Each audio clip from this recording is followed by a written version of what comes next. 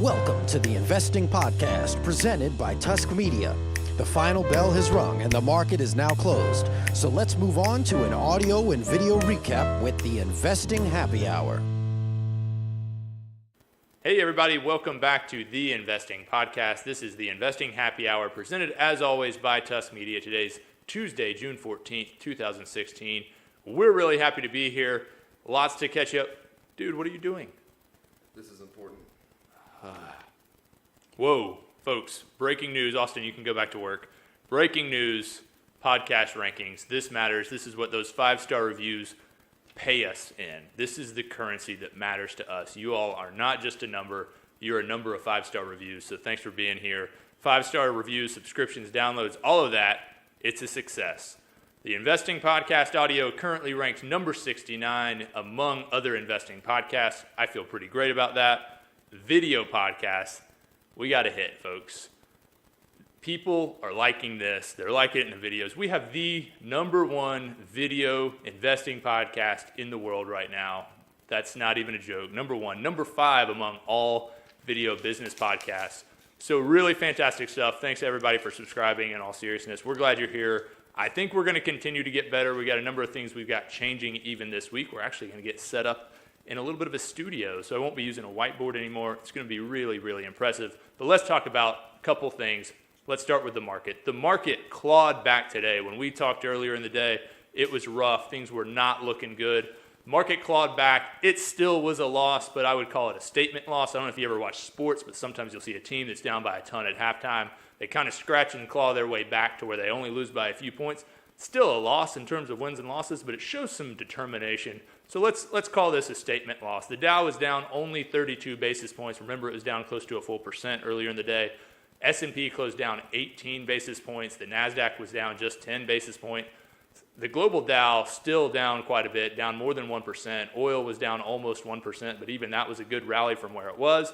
And gold closed up. When we checked in earlier in the day, even gold was down. So it was really rough. So a little bit of a rally there. That's always good to hear when you've got a lot of big stories going on internationally especially. And we're actually going to kind of continue that topic of conversation because we're bringing Brexit back. That's right. We talked about the Brexit yesterday in the Investing Happy Hour. Quick note on that again, the Brexit. Will Britain leave the European Union and that conglomerate of economies? Morgan Stanley conducted a really, really comprehensive poll of a ton of clients. They got, think of all the clients, everybody that Morgan Stanley's got, huge investment bank. They talked to 42 of them. So huge poll, really comprehensive, really got the pulse of the investing world with those 42 people.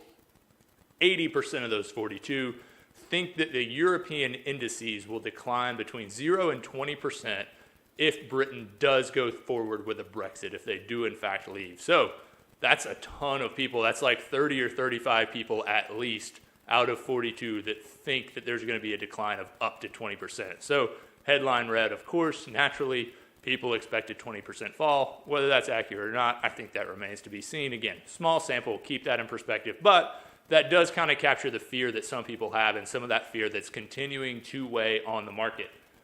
Another story we're going to talk about today is Google and Twitter. We came at LinkedIn and Microsoft and that deal pretty hard over the last couple days, but Twitter stock continues to rally. It's up more than 5% for the day once again today. Again, it was one of our leaders yesterday. And the big reason for that is people are starting to speculate that the social media giant will be a takeout target for a larger technology company. Now, the real question here is, one, are these rumors legitimate? And 2, if Google buys Twitter, will it just become Gitter, or will they go with Twoogle? We won't really know what they're going to do with that, but I think Gitter might get done. We'll find out about that. As we wrap up, we're going to end this with a favorite new segment we have, and it's called Don't Tell John. John is John Holt, our Chief Compliance Officer here at Narwhal Capital Management. And if there's one thing John hates, it's guarantees. But we're going to come at you with a few guarantees in the segment that we call Don't Tell John. So today, I read a story that the average American couple only has $5,000 saved for retirement. I guarantee if you try to retire with $5,000, you're going to be really disappointed.